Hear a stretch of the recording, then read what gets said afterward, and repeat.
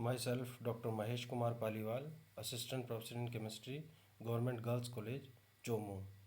बच्चों, आज हम इलेक्ट्रोकेमिस्ट्री फर्स्ट का नेक्स्ट पार्ट पढ़ेंगे और उसमें आज हम पढ़ेंगे आयनों का अभिगमन तथा आयनों की गतिशीलता व चाल, आयनिक चालकता व आयनिक गतिशीलता में संबंध, कोलरास का नियम। इसके साथ ही अपन जो पढ़ेंगे वो है अरेनियस का विद्युत अपवर्तनीय वियोजन का सिद्धांत या आयनिक सिद्धांत। तो उसके बारे में आज अपन विस्तार से पढ़ेंगे। तो आयनों का अभिगमन से मतलब यह है कि यदि किसी विद्युत अपघट्य के विलयन में दो इलेक्ट्रोड डालकर उसे एक विद्युत परिपथ से जोड़ दिया जाए तो विलयन के धनायन कैथोड की ओर व ऋणायन एनोड की ओर चलने लगते हैं और उसमें विद्युत का प्रवाह होने लगता है। आयनों के इस विपरीत आवेशित इलेक्ट्रोडों की ओर गमन को आयनों का अभिगमन कहते हैं या माइग्रेशन ऑफ आयंस कहते हैं। यानी कि सिंपल सा है, किसी विद्युत अपघट्य को में अगर इलेक्ट्रोड डालते हैं तो विद्युत अपघट्य का आयनन होता है। आयनन की वजह से आयन जो है वह अपने विपरीत आवेशित इलेक्ट्रोडों की तरफ अभिगमन करते हैं। इसका कतई मतलब ये नहीं है कि हम इलेक्ट्रोड डालने से विद्युत अपघट्य का आयनन होता है। विद्युत अपघट्य आयनिक तो पहले ही रहता है, परंतु जब इलेक्ट्रोड डालते हैं, विद्युत का प्रवाह करते हैं, तो विपरीत आवेशित इलेक्ट्रोडों की तरफ जो है आयन्स अभिगमन करने लगते हैं। आयनों के अभिगमन में सब आयनों का चाल व गतिशीलता समान नहीं होती। यदि ऐसा होता तो अनंत अनुता पर अर्थात पूर्णतः आयनित अवस्था में हो तो बराबर संख्या में आयनों को मुक्त करने वाले सभी पदार्थों के लैम्डा एम यानी तुल्य मोलर चालकता का मान समान होना चाहिए था। लैम्डा एम इन्फिनिटी और लैम्डा एम जीरो का मान मतलब आपको मैं पहले ही बता चुका हूँ। ये हो गया अनंत अनुता पर मोलर चालकता या फिर शून्य सांद्रता पर मोलर चालकता। लेकिन ऐसा नहीं है। लैम्डा एम जो है कुछ में दी हुई है, जैसे अनंत अनुता पर जो तुल्यांकी चालकताएं हैं वो जो होती है NaCl के HCl KCl LiCl KBr इनकी बराबर नहीं होती, जबकि इनमें एक धनायन और एक ऋणायन मुक्त होता है। फिर भी इनकी जो तुल्यांकी और मोलर चालकताओं का मान जो है वह अनंत अनुता पर बराबर नहीं होता। ठीक इसी प्रकार से BaCl2 SrCl2 CaCl2 MgCl2 इनके भी अनंत अनुता पर चूँकि आयनों की संख्याओं का या ये बराबर मात्रा में धनायन और ऋणायन देते हैं, तो इनकी चालकताओं के मान जो है वह अनंत अनुता पर बराबर होने चाहिए थे, परंतु ऐसा नहीं होता है। अतः विलयन की चालकता निम्न दो कारकों पर निर्भर करती है, आयनों की संख्या व आयनों की गति। ये मुख्य रूप से कारक है और इसके अलावा आयनों की गति या चाल व गतिशीलता निम्न कारकों पर निर्भर करती है: आयन की प्रकृति, ताप और लगाया गया विभव। अतः आयनों की गतिशीलता 1 वोल्ट प्रति सेंटीमीटर की विभव प्रवणता के प्रभाव से किसी आयन द्वारा 1 सेकंड में तय की गई दूरी को आयनिक गतिशीलता आयनिक मोबिलिटी कहते हैं। अब विभव प्रवणता क्या होती है? इलेक्ट्रोडों पर लगाए गए विभवांतर में दोनों इलेक्ट्रोडों के मध्य की दूरी का भाग देने पर विभव प्रवणता प्राप्त होती है। अतः विभव प्रवणता जो हो जाएगी वह हो जाएगी इलेक्ट्रोडों पर लगाया गया विभवांतर बटा दोनों इलेक्ट्रोडों के मध्य की दूरी। और जो गतिशीलता होती है वो है आयनों की गति में अगर विभव प्रवणता का भाग दे दिया जाए तो हमें आयनों की गतिशीलता प्राप्त हो जाती है। अतः आयनों की गतिशीलता का मात्रक या इकाई जो होगी वो क्या होगी? आयनिक गतिशीलता हम जानते हैं गति बटावा विभव प्रवणता होती है, और गति जो होती है वो सेंटीमीटर पर सेकंड है और विभव प्रवणता का मान जो है वो वोल्ट पर सेंटीमीटर है। तो हमारे पास सेंटीमीटर पर सेकंड बटावा वोल्ट पर सेंटीमीटर आ जाएगा। अब सेंटीमीटर जो है वह ऊपर जाएगा तो ये सेंटीमीटर स्क्वायर हो जाएगा, तो हमारे पास विभव प्रवणता आयनिक गतिशीलता की जो इकाई आ जाएगी वह centimetre square second inverse volt inverse आ जाएगी। इस प्रकार से अपन इसकी इकाई निकाल सकते हैं। अब गतिशीलता को गतिशीलता को देखने के लिए नॉइस ने एक प्रयोग किया, जिसे गतिशीलता के लिए नॉइस का प्रयोग कहते हैं। इसमें क्या होता है, एक यू आकार की ट्यूब लेते हैं जिसमें अगार अगार भरा रहता है। एक तरफ HCl भरते हैं, मतलब आधी ट्यूब में जो है वह HCl व फिनोफ्थलीन भर देते हैं, ठीक है, और आधी में NaOH भर देते हैं। जब हम इनमें इलेक्ट्रोड लगाते तो जो HCl की तरफ जिधर फिनोफ्थलीन भरा है उधर जो है वह क्या होता है, कलरलेस होती है, क्योंकि आप जानते हो फिनोफ्थलीन जो होती है वह उसमें अम्लीय माध्यम में रंगीन होती है, जबकि क्षारीय माध्यम में वह गुलाबी होती है। दूसरी तरफ अपन क्या है, HCl प्लस CuCl2 डालते थे दूसरी तरफ, और उधर जो है वह गुलाबी होती है, क्योंकि बेसिक मीडियम होता है, NaOH डालते हैं। अब इसमें इलेक्ट्रोड लगाते हैं। इलेक्ट्रोड लगाने से क्या होता है कि जो H और Cu हैं, यानी कॉपर और हाइड्रोजन आयन जो हैं वह कैथोड की तरफ जाएंगे, जबकि जो OH आयन्स हैं वो नेगेटिव की तरफ जाएंगे। तो धीरे धीरे जो है वह ऊपर से क्या होता जाएगा, जिस तरफ हमने HCl व CuCl2 डाला है उस तरफ तो रंगहीन होता जाएगा, और जिस तरफ से NaOH जा रहा है उधर से गुलाबी होता जाएगा। इधर ये गुलाबी है, इधर ये रंगहीन है। ये रंगहीन इसलिए हो रहा है क्योंकि यहाँ पर जो है वह एसिडिक मीडियम होता जाता है, और आप जानते हो फिनोक्सिलिन एसिडिक मीडियम में क्या होता है, रंगहीन होता है, और ऊपर जो है वो नीला होता जाता है, और नीले का कारण होता है कॉपर आयनों के कारण ये नीला होता रहता है। अब यहाँ पर देखते हैं कि आगे तो रंगहीन होता जा रहा है और पीछे जो है वह नीले रंग का होता जा रहा है। आगे रंगहीन होने का कारण इसका मतलब ये है कि H आयनों की जो स्पीड है, जो गतिशीलता है वह ज़्यादा है, जबकि कॉपर आयनों की गतिशीलता कम है, क्योंकि कॉपर आयन जो H आयन जो होते हैं वह छोटे होते हैं और वो थोड़ी तीव्र गति से गति करते हैं, इसलिए वह रंगहीन करता है। जैसे जैसे आगे तक रंगहीन करता जाएगा उसके पीछे कॉपर आयन आता जाएगा, वह विलयन के या ट्यूब का रंग जो है वह नीला करता जाएगा। इससे ये प्रूव होता है कि आयनों की जो है वह गतिशीलता जो है वह भिन्न भिन्न होती है। ये नॉइस का प्रयोग कहता है। अब नेक्स्ट बात करते हैं आयनिक चालकता व आयनिक गतिशीलता में संबंध। आयनिक चालकता व आयनिक गतिशीलता परस्पर समानता रखते हुए भी भिन्न भिन्न पद होते हैं। किसी धनायन अथवा ऋणायन की आयनिक चालकता उनकी आयनिक गतिशीलता के समानुपाती होती है। जैसे ये बताया हुआ है, lambda plus infinitive is directly proportional to the U plus infinitive, जहाँ पर यू प्लस इन्फिनेटिव जो है अनंत अनुता पर धनायन की गतिशीलता है। ठीक इसी प्रकार से यू माइनस इन्फिनेटिव जो है वह अनंत अनुता पर ऋणायन की गतिशीलता है। जबकि आप जानते हो जो है लैम्डा प्लस जो है लैम्डा प्लस इन्फिनेटिव जो है वह धनायन अनंत अनुता पर धनायन की आयनिक चालकताएं हैं। तो अपन इसको ये लिख सकते हैं, प्रोपोर्शनल निशान हटाते हैं तो lambda plus infinitive is equal to हो जाएगा के यू प्लस इन्फिनेटिव, तथा लैम्डा माइनस इन्फिनेटिव बराबर हो जाएगा के यू इन्फिनेटिव, जहाँ पर के एक स्थिरांक है जो 1 फैराडे के बराबर है। उसका 96,500 कूलाम इसकी वैल्यू होती है। राउंड ऑफ में मैंने आपको पहले बताया 96,500 लेते हैं, वैसे इसकी थोड़ी सी कम वैल्यू होती है, फिर भी इसको 96,500 कूलाम 1 फैराडे के बराबर ले लेते हैं। तो आयनिक चालकता जो हो जाएगी वह हो जाएगी आयनिक गतिशीलता जो है वह हो जाएगी आयनिक गतिशीलता बराबर आयनिक चालकता अपॉन फैराडे।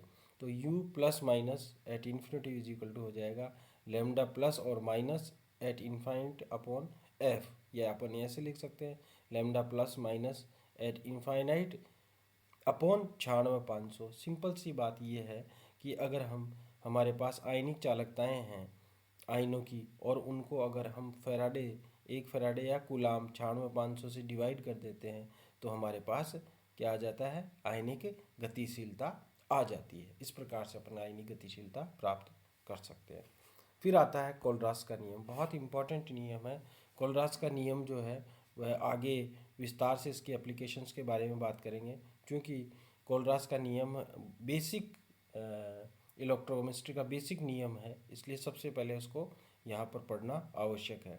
कोलरास का नियम क्या कहता है या कोलराउस का नियम क्या कहता है? अनंत अनुता पर जब पदार्थ का पूर्ण वियोजन हो जाता है तो पदार्थ की मोलर चालकता के मान में प्रत्येक आयन का निश्चित योगदान होता है, जो केवल उस आयन की प्रकृति पर निर्भर करता है, इस बात पर नहीं कि उस पदार्थ में उस आयन से संबंध आयन की प्रकृति क्या है। और अनंत अनुता पर किसी पदार्थ की तुल्यांकी या मोलर चालकता का मान उसके दोनों आयनों की चालकताओं के योग के बराबर होता है। जैसे मान लो हमारे पास HCl है और उसका पूर्णता आयनन हो गया या अनंत अनुता पर या जीरो कंसंट्रेशन पे उसका डाइल्यूशन कर दिया गया, तो उस स्थिति में जो H प्लस की चालकता है वह Cl माइनस की चालकता पर निर्भर नहीं करती, और Cl प्लस की चालकता जो है वो H प्लस की चालकता पर निर्भर नहीं करती, और कुल चालकता में इन आयनों का इंडिपेंडेंट योगदान होता है। सिंपल सी बात अपन यूँ कह सकते हैं कि जब हम अनंत तनु कर देते हैं किसी विलयन को, किसी विद्युत अपघट्य को, तो वहाँ पर दोनों आयनों के मध्य किसी प्रकार का कोई आकर्षण नहीं बचता, तो कुल चालकता में उनका जो योगदान होता है वह इंडिपेंडेंट होता है, इस बात पर निर्भर नहीं करता कि उस पर्टिकुलर आयन से दूसरा जो आयन जुड़ा हुआ है वह किस प्रकार का था। इसलिए ये जो चालकताओं का मान जो होता है उन दोनों आयनों की चालकताओं के योग के बराबर होता है। जैसे लैम्डा इन्फिनिटिव ये है जो है वो हो जाएगा lambda plus infinitive plus lambda minus infinitive. Lambda plus infinitive और लैम्डा माइनस इन्फिनिटिव जो है वो अनंत अनुता पर धनायन व ऋणायन की तुल्यांकी चालकताएं। ठीक इसी प्रकार से अगर अपन मोलर चालकताओं के लिए लिख सकते हैं, lambda m infinitive is equal to lambda plus infinitive lambda minus infinitive. ठीक इसको ऐसे भी लिख सकते हैं, lambda m infinitive is equal to n plus into lambda plus infinitive plus n minus into lambda minus infinitive, जहाँ पर n plus व एन माइनस क्रमशः धनायनों व ऋणायनों की संख्या है जो उस विद्युत अपघट्य के एक मोल के वियोजन से बनते हैं। ठीक है, मैं पहले ही बता चुका हूँ कि चालकताओं का मान जो होता है वो आयनों की संख्या पर निर्भर करता है। अब नेक्स्ट आता है अरेनियस का विद्युत अपघट्य वियोजन का सिद्धांत या आयनिक सिद्धांत। सबसे पहले तो अपन को ये बात करनी चाहिए कि अरेनियस का विद्युत अपघट्य सिद्धांत या वियोजन का सिद्धांत जो है आयनिक सिद्धांत वो दिया क्यों गया था। तो ये दुर्बल विद्युत अपघट्यों के विलयनों की व्यवहार की व्याख्या के लिए दिया गया, और इसकी मेन पोस्टुलेट्स हैं वो हैं, ये आपका पहले भी पढ़ा हुआ है तो थोड़ा अपन स्पीडी इसको करते हैं। इसकी जो मेन पोस्टुलेट्स हैं वो है, पहला है जलीय विलयन में आयनिक यौगिक विद्युत अपघट्य या आयनिक यौगिक या विद्युत अपघट्य उत्क्रमणीय रूप से आयनों में वियोजित होते रहते हैं। जैसे ए बी हमारे पास विद्युत अपघट्य है, वो ए प्लस और बी माइनस में वियोजित होता रहता है, और ए प्लस और बी माइनस आपस में मिलकर फिर ए बी बना लेते हैं। इस प्रकार के साम्य के लिए जो हो जाएगा के बराबर जो हो जाएगा वह हो जाएगा वियोजन स्थिरांक जो हो जाएगा वह ए प्लस की सांद्रता बटा हुआ इंटू बी माइनस की सांद्रता अपॉन ए बी की सांद्रता। यदि ए बी की प्रारंभिक सांद्रता सी हो वह एल्फा वियोजन की मात्रा हो, तो साम्य अवस्था पर हमारे पास जब अभिक्रिया प्रारंभ नहीं हुई तब माना ए बी का 1 है तो ए प्लस और बी माइनस का 0 सांद्रता होगी। जब साम्य स्थापित हो जाता है टी समय पर माना बी ए प्लस का अल्फा बनता है और बी माइनस का अल्फा बनता है, तो हमारे पास ए बी का जो है वह 1 माइनस अल्फा रह जाता है। ठीक है, अतः ए प्लस की सांद्रता बराबर बी माइनस की सांद्रता जो हो जाएगी वह सी अल्फा के बराबर हो जाएगी, वह ए बी की सांद्रता जो है सी इंटू 1 माइनस अल्फा के बराबर हो जाएगी। अब उपरोक्त मान समीकरण 1 में रखने पर, अब उपरोक्त मान जो है वो समीकरण 1 ऊपर जो दी है इसमें रख देते हैं तो हमारे पास आता है के बराबर C alpha into C alpha upon C into 1 minus alpha is equal to हो जाएगा C² into alpha square upon C into 1 - alpha. तो C से C कट जाएगा, एक C कट जाएगा, तो हमारे पास बच जाएगा C into alpha square upon 1 - alpha. अब ओस्टवाल्ड ने कहा कि दुर्बल विद्युत अपघट्यों के लिए जो वियोजन की मात्रा होती है अल्फ़ा का मान 1 की तुलना में बहुत कम होता है, तो हम उस स्थिति में 1 - अल्फ़ा जो होता है नीचे उसको 1 मान लेते हैं। तो हमारे पास अल्टीमेटली के बराबर हो जाएगा C इंटू एल्फ़ा स्क्वायर। तो अल्फ़ा जो है या वियोजन की मात्रा जो है वो हो जाएगी √k/c। और समीकरण 3 जो है कोई ओस्टवाल्ड का तनोता नियम कहा जाता है। ठीक है, तो इसका मतलब अरेनियस के विद्युत अपघटनी वियोजन के सिद्धांत का पहली पोस्टुलेट है वह ओस्टवाल्ड का तनोता नियम है। दूसरी पोस्टुलेट क्या है?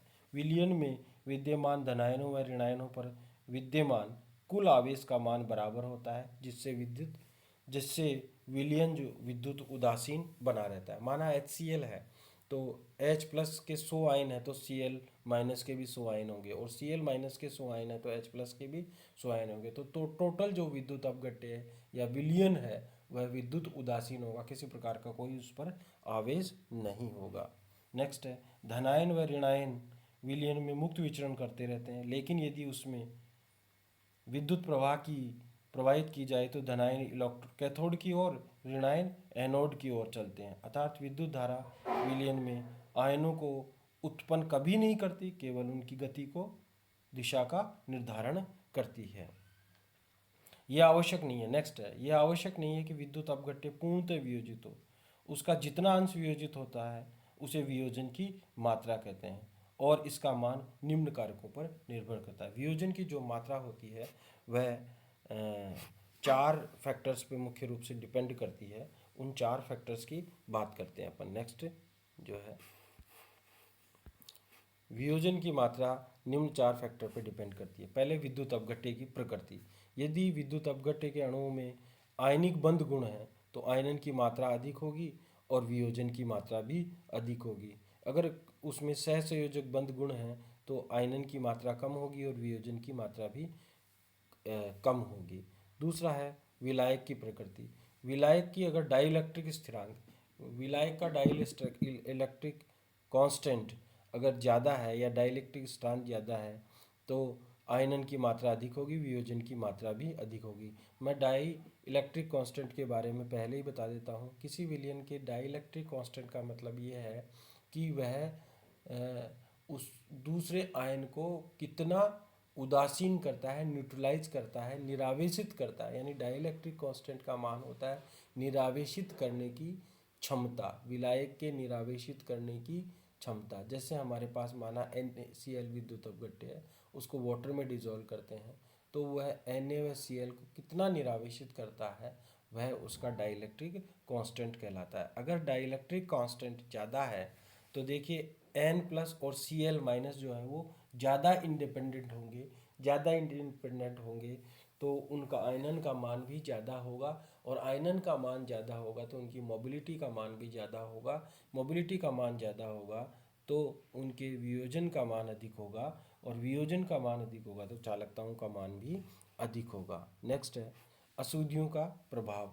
समायन वाली अशुद्धि जो होती है वह वियोजन की मात्रा को कम करती है, जबकि यदि अशुद्धि में ऐसे आयन हैं जो विद्युत अपघट्य को आयन से क्रिया करके कम आयनित होने वाले यौगिकों का निर्माण कर ले तो वियोजन की मात्रा बढ़ जाती है। उससे वियोजन की जो है वह संभावना अधिक हो जाती है। चौथा आता है अगर सांद्रता अधिक होगी तो आयंस जो हैं वो पास पास होंगे, आयंस अधिक पास पास होंगे तो intermolecular inter ionic force of attraction अधिक होगा तो वियोजन की मात्रा कम होगी। ताप, अगर ताप बढ़ाते हैं तो आयनन की मात्रा बढ़ती है, आयनन की मात्रा बढ़ती है तो वियोजन की मात्रा भी बढ़ती है। ये मुख्य रूप से 4 जो हैं वह वियोजन की मात्रा इन 4 फैक्टर्स पे मुख्य रूप से डिपेंड करती है। अब फिर पुनः पोस्टुलेट पे, नेक्स्ट पोस्टुलेट पे आते हैं, और नेक्स्ट पोस्टुलेट जो है वो 5वीं पोस्टुलेट है अरेनियस के विद्युत अपघटनी वियोजन का सिद्धांत और आयनिक सिद्धांत की। वो है विभिन्न आयन लगातार एक दूसरे के साथ संयुक्त भी होते रहते हैं, अतः अभिक्रिया दोनों दिशाओं में चलती रहती है और अभिक्रिया उत्क्रमणीय होती है और साम्य अवस्था पर एक गतिक साम्य स्थापित हो जाता है। ठीक है, एक डायनेमिक इक्विलिब्रियम हो जाता है। डायनेमिक इक्विलिब्रियम का मतलब ये होता है कि हमारे को ऐसा लगता है कि अभिक्रिया जो है वह रुक गई है, यानी वियोजन होना और संयुक्त होना वापस आयनों का वो रुक गया है, परंतु ऐसा होता नहीं है। आयनों का टूटना और वापस आयनों से मिलकर विद्युत अपघट्य का बनना जारी रहता है। इस प्रकार का जो साम्य होता है उसे डायनेमिक गतिक साम्य कहते हैं, डायनेमिक इक्विलिब्रियम कहते हैं। फिर नेक्स्ट पोस्टुलेट आता है, अरेनियस के अनुसार दुर्बल विद्युत अपघट्यों के लिए किसी भी सांद्रता पर उसकी तुल्यांकी चालकता का मान उसके आयनन की मात्रा के समानुपाती होता है। अनंत अनुता अतः शून्य सांद्रता पर वह पूर्णतः वियोजित हो जाता है। अतः उस स्थिति में अल्फा बराबर 1 हो जाता है। तो जो लैम्डा होता है वो लैम्डा इन्फिनिटी या लैम्डा जीरो के बराबर होता है। अतः इस नियम के अनुसार किसी भी सांद्रता पर तुल्यांकी चालकता का अगर अनंत अनुता या शून्य सांद्रता पर तुल्यांकी चालकता का भाग दे देते हैं तो हमारे को वियोजन का मान प्राप्त हो जाता है, यानी लैम्डा अपॉन लैम्डा इन्फिनिटी बराबर हो जाता है अल्फा। अर्थात लैम्डा व लैम्डा इन्फिनिटी दोनों बराबर होने पर ही अल्फा का मान 1 होगा। अल्फा का मान जो है वह समीकरण 1 में रखने पर, हम समीकरण 1 में रखते हैं। समीकरण 1 क्या है अपने पास जो है उसमें रखते हैं, और के बराबर समीकरण 2 में रखने पर, जो समीकरण 2 थी हमारे पास C alpha square upon 1 minus alpha, तो हम रख देते हैं। तो अल्फा का मान रखने पर C into lambda upon lambda infinity का square upon 1 minus lambda upon lambda infinity. अब इसको अगर अपन सॉल्व करते हैं तो हमारे पास आता है C into lambda upon lambda infinity का स्क्वायर अपॉन, देखिए हम एलसीएम लेते हैं लेमडा इन्फिनिटी, तो हमारे पास हो जाता है lambda infinity minus lambda into lambda infinity upon lambda infinity. अब इसको सॉल्व करते हैं तो हमारे पास आ जाता है C lambda square upon lambda infinity square upon lambda minus lambda into lambda infinity upon lambda infinity. इसको आगे सोल्व करते हैं तो हमारे पास आता है के बराबर lambda square upon lambda square infinity into lambda, ऊपर नीचे हो जाएगा, 4 संख्या हो गई ना ये, तो नीचे वाली जो है वो उल्टी हो जाएगी। तो lambda infinity upon lambda minus lambda into lambda infinity. अब इसको सॉल्व करते हैं तो देखिए इसमें अपने लेमडा इन्फिनिटी कॉमन आ जाएगा, तो हमारे पास हो जाएगा lambda square upon lambda square infinity, sorry C lambda square upon lambda infinity square into lambda infinity upon lambda infinity into 1 minus lambda. अब देखिए ये दोनों जो है एक कट जाएगा, तो अल्टीमेटली हमारे पास बच जाएगा C lambda square upon lambda square infinity into 1 minus lambda. अब अपन सी को इधर ला सकते हैं तो हमारे पास ये हो जाएगा के बाई सी अब बराबर lambda square upon lambda infinity square into 1 minus lambda. अपन अगर 1 अपॉन सी और लेमडा स्क्वायर इन upon lambda infinity square into 1 minus alpha में ग्राफ प्लॉट करते तो हमारे को एक स्ट्रेट लाइन प्राप्त होती है, और जो स्लोप होता है वो के बराबर होता है, साम्य स्थिरांक के बराबर होता है। इन दोनों में सीधा संबंध है। बाकी जो गुणा में बचता है वो हमेशा स्लोप होता है, मैंने आपको बता रखा है। फर्स्ट ईयर में भी इसके बारे में हमने काइनेटिक्स में बहुत विस्तार से बात की है।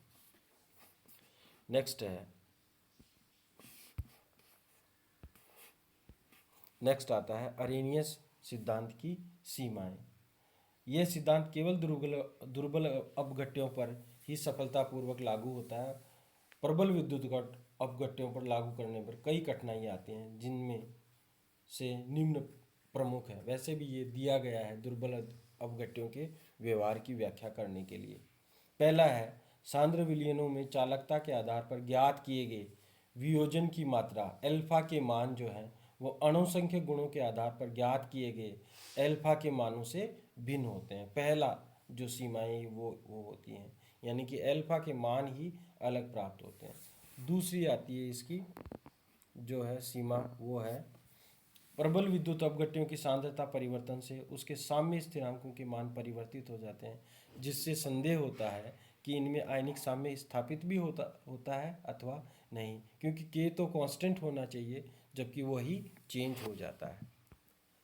तीसरा है, अरेनियस के अनुसार विलयन में प्रबल विद्युत अपघट्य अधिकांश वियोजित अवस्था में होते हैं, और यदि दो विलयनों को मिलाया जाए तो चूंकि उनके मध्य नई रासायनिक क्रिया संपन्न नहीं होती, अतः इस प्रक्रम में ऊष्मा का अवशोषण या उत्सर्जन नहीं होना चाहिए, जबकि वास्तव में ऐसा नहीं होता है। ऊष्मा का उत्सर्जन और अवशोषण होता है।